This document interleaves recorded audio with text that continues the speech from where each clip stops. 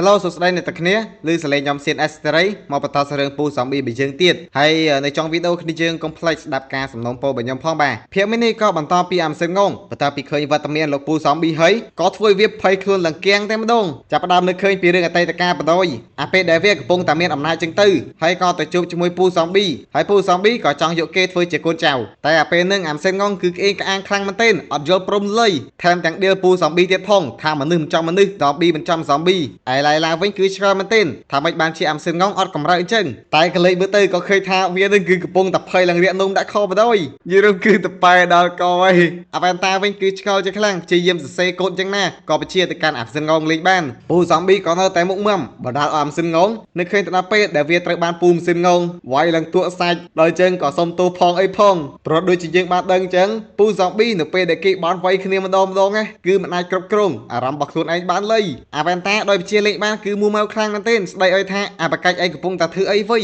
ញក្រែងឯងវាយមិនចេះងើបទីអីតែខ្លាចវាធ្វើអីអាមសិនងងក៏ឆ្លើយទាំងញើមើលទោះបីជាអញអត់ចេះងើបក៏អាចងើបបានដែរអាពេលនោះបន្ទាប់ពីស្ដាច់វាយអញហើយដោយសារតែអញអត់ចេះងើបក៏ត្រូវបានស្ដាច់កាត់សាច់ជាកង់យកទៅហាលជាប់លើដើមឈើហើយទោះបីជាអញមិនងើបក៏សាច់របស់អញឡើងស្ងួតអស់ដែរព្រោះត្រូវគេយកទៅហាលឡើងចំ100ឆ្នាំហើយទោះបីជាអាវ៉ែនតាព្យាយាមបញ្ជាឲ្យវាយគ្នាក៏ដោយក៏វាមិនហ៊ានដូចដែរចុចឡើងផ្ទុះអាកន្លែងបញ្ជានឹងតែម្ដងអាមសិនងងវិញក៏ដាក់មេព្រួយស្រែកយំថាបើឯងចង់វាយទៅវាយវាខ្លួនឯងទៅឯគ្រប់គ្នាគឺគៀងមែនទែនអត់មានពាក្យអីថ្លែងសូម្បីតែពូហ្សំប៊ីនឹងគឺបានត្រឹមតែឈរមើលអាវ៉ែនតាគឺខកចិត្តមែនទែនព្រោះមិនងាយរកបាននៅហ្សំប៊ីមួយណាដែលខ្លាំងដូចជាអាមសិនងងឡើយប៉ុន្តែឥឡូវវារួចខ្លួនបាត់លេងស្ថិតក្រោមការគ្រប់គ្រងប្រងបន្តប្រើនៅហ្សំប៊ីថ្មីក៏ត្រូវបានដកទ័រជីមានមកបញ្ឈប់ប្រាប់ថាគេឈប់លេងសើចទៀតទៅព្រោះថាពួកគេបានមកដល់ហើយពួកគេនឹងក៏ជាក្រុមរបស់កញ្ញាស៊ីលីងហើយនឹងអ្នកផ្សេងទៀតឡានឈីក៏បន្តសួរជនបង្កប់ពីកន្លែងលាក់ខ្លួនរបស់ដកទ័រជីមីនវាក៏ប្រាប់ទៅថានៅក្រោមដីក្នុងទីក្រុងនេះឯងចម្រៅប្រហែល 11000 ម៉ែត្រឬហើយក៏មូម៉ៅមែនទែនស្អីគ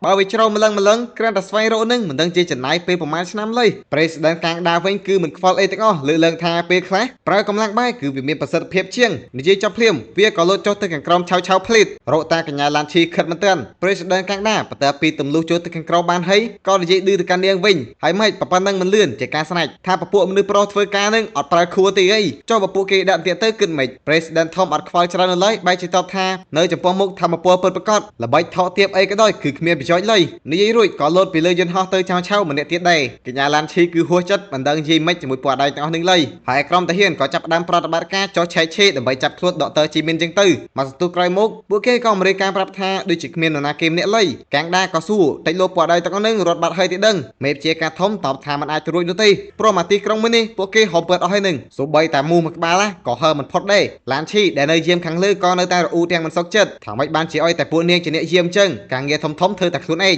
ស៊ីលីងក៏មកនិយាយសម្រួលកុំឲ្យនាងឆាវឆាវបកស្រាយថាមកពីតំណែងរបស់ពួកគេខ្ពស់ជាងណារីឯក្រុមរបស់ពពួកដកទ័រជីមីននេះវិញគឺមិនបាននៅកន្លែងបន្ទប់ក្រំដីលាក់ខ្លួនឡើយតាមមើលក៏កំពុងតែនៅលើអគារមួយត្រៀមយន្តហោះយន្តអីរួចជាស្រេចទៀតផងឃើញថាពួកគេបានចូលទៅខាងក្នុងរួចក៏ប្រាប់ឲ្យកូនចៅចាប់ផ្ដើមផែនការរបស់ពួកគេកាងដាដើរចូលទៅឆែកឆេរមកសន្ទុះក៏បានទៅប្រទះជាមួយនឹងរបស់ចម្លែកមួយដែលមានអក្សរបានសរសេរថារបស់មួយនេះគឺមានគ្រោះថ្នាក់បើសិនពួកឯងខ្លាំងដោះលែងវាមកខាងក្រៅទៅកាងដាគឺក្អឺតកតូមខ្លាំងមែនទេអត់ខ្វល់នោះឡើយបញ្ជាកូនចៅទៅបំបីវាចូលប៉ុន្តែក៏ត្រូវបានប្រេសិដេនធំខិតនិយាយទៅវិញថាពួកគេគឺមកចាំមនុស្សនោះទេអញ្ចឹងជាវាការបង្ករឿងដោយមិនចាំបាច់ពួកគេមិនបំបីក៏ដោយក៏ដកទ័រជីមីនមិនទាន់អស់ជំរឿនដែរបានបញ្ជានៅបេតុងមួយលើដៃរបស់ខ្លួនបំផ្ទុះនៅអវត្ថុមួយនឹងក្តាំង President ធំលិនមិត្តចុយចូលទេអីវើយកាងដាមិនខ្វល់នោះឡើយទេអីកាក់អញ្ចឹងឯដកទ័រជីមីនវិញបំផ្ទុះណារបស់មួយនឹងរួចក៏សប្បាយចិត្តខ្លាំងមែនទែនសើយ៉ាងរោគចិត្តថាពួយសាមនុស្សនឹងត្រូវវិនិច្ឆ័យនៅថ្ងៃនេះឯងស្វាគមន៍នៅរបស់លេងថ្មីមកសម្រាប់មនុស្សលោកចោលទាំងអស់ទៅរួមទាំងអញឯក្រុមមេបញ្ជាការកាងដាវិញក៏បើកភ្នែកធំ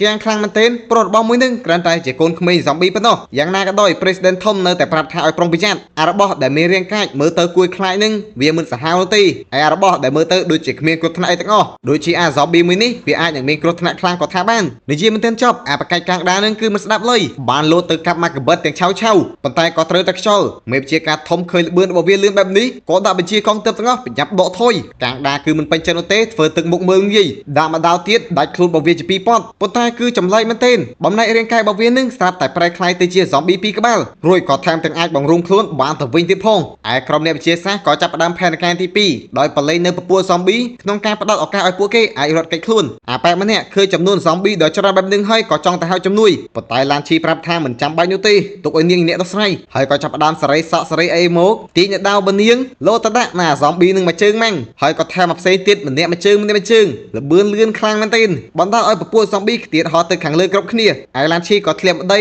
យកអេឡង់បានហើយហក់លើទៅខាងលើវិញកាត់ឆ្វាច់ក៏ឃើញថាពពួក zombie គឺដាច់ជាបំណែកធ្លាក់ចុះមកដីតាមមើលនាងក៏ពិតជាមិនអន់ផងដែរបាទមករំពេចភ្នែកប៉ុណ្ណោះក៏កំចាត់ពពួក zombie ឲ្យលីងហើយក៏ដេកពីផែនការរបស់ក្រុមអ្នកវិទ្យាសាស្ត្រថាពិតជាកាក់មែនចង់ឆ្លៀតឱកាសរត់ផងអាវ៉ាន់តាគឺខឹងសម្បាជាខ្លាំងប្រអ៊ូថាបើកុំតាមសិនកងរត់រួចនោះទេកុំអីអ្នកអាចដឹងគ្នាហ្មងប៉ុន្តែគ្មានជំរឿក៏បន្តបញ្ជា zombie ផ្សេងទៀតឲ្យទៅវិបហាហើយស្របពេលជើងក៏ឃើញអា zombie ឆ្កែជាមួយនឹងអា zombie ប្រុសស្អាតកំពុងតែដើរតាមរកអាមសិនងងផងដែរហើយតាមមើលក៏ឆ្លាតផងដែរនឹងគ្នាពាក្យម៉ាស់ដើម្បីកិច្ចពីផ្សែងពុលរបស់ Dr. Jimin កុំឲ្យពួកគេគ្រប់គ្រងអាចឆ្កែវិញគឺអៀងខ្មាំមែនទែនគំរាមកុំឲ្យអាប្រុសស្អាតប្រាប់អាណាគេសោះពេលរឿងដែល zombie ពាក្យម៉ាស់ដើម្បីការពារពី virus អាវ៉ាន់តាក៏អូខេទៅរួចក៏ចាប់អា zombie មួយក្បាលសូវាថាបានឃើញអាមសិនងងអត់តែអា zombie មួយនឹងគឺកាចមែនទែនបានទះចេញអាចឆ្កែក៏នៅតែរអ៊ូថាអញខ្លាចណាបើសិនជារកមិនឃើញអាមសិនងងទៀតពេលដែលស្ដេចដឹងក្រៃលោតាកិតវាយដោយទាំងពួកយើងដែរទេរីឯអាកូន zombie នេះវិញក៏ពិតជាឆ្លាតថែមទាំងចេះឌឺពួកគេទៀតផងធ្វើកាំងដាក៏ពិតជាមូម៉ៅអាចចង្រៃយោលោទៅកាប់យ៉ាងលឿន 4-5 ដាវប៉ុន្តែគឺថាត្រូវតែខ្យល់ហើយបើទោះបីជាកាប់ត្រូវដាច់អា zombie មួយនឹងជា2ក៏ដោយក៏វានៅតែមិនអីអាចរួមបញ្ចូលគ្នាបានវិញកាំងដាគឺពិតជាខឹងមែនទែនបើឲ្យខ្លាំងឈប់រត់វើយមកវាយគ្នាមួយស្មើមួយអញអាកូនក្មេង zombie មួយនឹងក៏មិនចេះចោលដែរវាយគ្នាក៏វាយចាប់ផ្ដើមបញ្ចេញនៅរាងកាយថ្មីរបស់វាមកក៏ឃើញថាគឺជា zombie ក្មេងស្រីជំទង់ម្នាក់បែបនេះអ្នកទាំងពីរក៏គៀងមែនទែនស្អីគេស្ដេច zombie ផ្លាស់ប្ដូររាងកាយរួចហើយក៏បន្ថែមអូខេឥឡូវតោះវាយគ្នាកាំងដាក៏មិនចេះចោលដែរជាមួយអំនួតរបស់ខ្លួនវាយក៏វាយលោតសម្រុកចូលទៅក៏ស្រាប់តែបើកភ្នែកធំព្រោះថលិកនេះដែររបស់ខ្លួនគឺត្រូវបាននាងតបដោយប្រើម្រាមតែមួយមើលទៅមិនកើតក៏ស្រែកឲ្យមេបជាការធំបញ្ញាមកជួយវើយមេបជាការធំមិនហ៊ានធ្វើប្រហែលនោះឡើយបានចាប់ផ្ដើមប្រើអាល់ទីមេតបញ្ចេញឲ្យក្ររបស់ខ្លួនមកតែមិនទាន់បានអីផងក៏ស៊ីមកជង្គង់របស់ស្ដេច zombie បាត់ទៀតឡើងចង់2លានម៉ែត្រស្រែកអឺអាចឆ្កែតិចវាយមែនទែនឆ្កល់ថាចុយសលេងអីហ្នឹងឡានឈីក៏ភ្នែករហ័សដូចគ្នាចុយមើលអីគេកំពុងទៅហោះនោះកលែងមើលទៅក៏ឃើញមេបជាការធំទៀតបួកអគារឡើងផ្ទុះដៀងខ្ចាយទីងណាទីណៃមកកាន់មុខរបស់ឆ្កែចាយដុតមែនទែនបាទអាចឆ្កែក៏ឆ្កល់ទៀតស្អីគេមើលទៅវាដូចងឹបឲ្យដឹងហើយពួកយើងគួរតែជួយក៏មិនជួយបី zombie ប្រុសស្អាតក៏ស្ដីអុយហើយឯងភ្លើមែនណាពួកយើងគឺជា zombie កញ្ញាទាំងពីរនេះវិញក៏មិនដឹងខ្យល់ទេថាកំពុងតែមានអីកើតឡើងក៏លើតែមើលទៅក៏ស្គាល់ថាគឺជា president កាំងដាដែលកំពុងតែដេកស្ពាកអកខុប្រាប់អ្នកទាំងពីរឲ្យមើលទៅកាន់កន្លែងនោះពួកនាងមើលទៅតាមក៏ឆ្ងល់ជាខ្លាំងហេចុយសម្ដីគេនឹង zombie អីមិនបានចម្លែកម៉េះហើយស្របពេលនឹងបើមើលពូ zombie នេះវិញក៏កំពុងតែអង្គុយអាំងសាច់ស៊ីធ្វើមិនដឹងយីរំគឺគ្មានដឹងខ្យល់អីសោះតែម្ដងបាទឯអ្នកខ្លាំងទាំងពីរនេះវិញក៏ដូចចរិតភ្លេតមកយកចិត្តយកថ្លើមគេមិនហ៊ានប្រហើនមើលងាយទៀតឡើយហើយភ្លាមពួកគេក៏ស្រាប់តែបានឮសំឡេងស្រែកដោយចម្លែកមួយដែលវាគឺជាសំឡេងរបស់ស្ដេច zombie នឹងឯងឯកញ្ញាទាំងពីរនាក់នេះវិញឃើញថា zombie មួយក្បាលមួយនឹងវារែងចម្លែកខាងពេកក៏ស្របស្រួលគ្នារួមដៃគ្នាសិនហើយស្ដេច zombie ក៏បន្តដើរមកកាន់ពួកនាងហើយពូ zombie ក៏ដូចជារៀងចាប់អារម្មណ៍ផងដែរបាននឹមគ្នាដើរទៅមើលការប្រយុទ្ធចាប់ផ្ដើមកញ្ញាទាំងពីរនាក់ព្យាយាមវាឆ្មក់ឆ្វេងផងស្ដាំផងក៏ដោយក៏នៅតែត្រូវបានស្ដេច zombie គេចផុតស៊ីលីងមូម៉ៅខ្លាំងពេកក៏ដាក់មកជើងពេញទំហឹងមនុស្សចាស់ប៉ុន្តែក៏ធ្វើឲ្យស្ដេច zombie រង្គើតាមបន្តិចប៉ុណ្ណោះឡានឈីក៏ព្យាយាមលោតមកជួយតែស្ដេច zombie ក៏នៅតែអាចគេចបានយ៉ាងស្រួល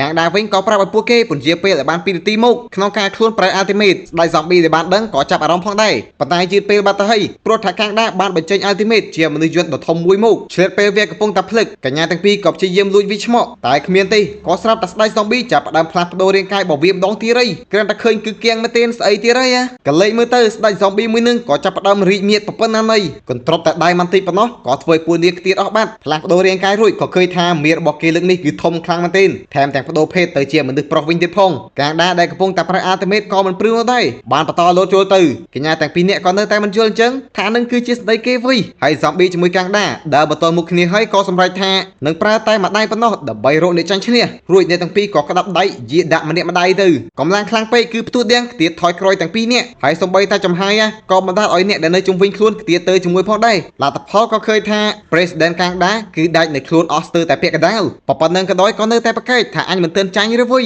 ញបែបនេះស្ដេច zombie ក៏មានកម្រងបន្តប្រយុទ្ធទៀតមើលទៅឯងមិនឃើញក្តារមឈូសពិតជាមិនស្រក់ទឹកភ្នែកមែនឯពូ zombie ដែលទើបតែម្ដងនេះវិញក៏ស្រាប់តែហិតដល់ក្លិនថាវាដូចជាស្តៀងស្ដេច zombie ក៏ចាប់ផ្ដើមផ្លាស់ប្ដូរនៅរាងកាយទី3របស់គេវិញម្ដងលើកនេះក៏คล้ายទៅជា zombie តូចវិញធម្មតាប៉ុន្តែមើលទៅគឺខ្លាំងជាងមុនអាវ៉ាតានេះវិញក៏រាយការណ៍ទៅកាន់ Dr. Jimin ថាពួកគេមិនអាចគ្រប់គ្រងទៅកាន់ zombie មួយនឹងបានទៀតឡើយតែ Dr. មួយនឹងដូចជាមិនខ្វល់អីសោះដៃសំ BNF វិញបង្ហាញអំណាចរបស់ខ្លួនរួចក៏ប្រាប់ឲ្យពួកគេសម្លាប់ខ្លួនឯងចោលទៅមិនចាំបាច់វាយគ្នាទៀតទេតែពួកនាងគឺមិនភ្លើឡើយបន្តលួចមកវាឆ្មក់លទ្ធផលក៏ត្រូវបានស្ដាយ zombie មួយនឹងផ្ទាត់មករៀបដៃតែមួយប៉ុណ្ណោះបណ្ដាពួកនាងខ្ទាតឡើងមិនអាចតបបាននិយាយរួមគឺធម្មពលរបស់វាខ្លាំងយកតែមែនទែនហើយក៏ចៃដន្យទៀតបាទអ្នកទាំងពីរខ្ទាតមកចំលពូ zombie ល្មមហើយក្នុងនាមជាសភាពរស់ដូចជា CNS ក៏ជួយត្រូទៅឈប់សិនគ្នាយើងចំពោះគ្នាយើងណាដែលខ្ជិលតាម Sub Channel របស់ខ្ញុំឃើញថា Sub ចុកដៃហើយក៏អាចចូលជាមួយ Group VIP ក្នុង Telegram របស់ខ្ញុំបានដែលក្នុងនោះគឺមិនមែនមានតែរឿងនេះមួយទេអ្នកគ្នាខ្ញុំបានផុសនៅរឿងផ្សេងទៀតជាច្រើនរឿងដែលខ្ញុំធ្វើក្នុង YouTube ទាំងប្រមាណគឺផុសទៅក្នុង Channel នឹងទាំងអស់តែមួយតែម្ដង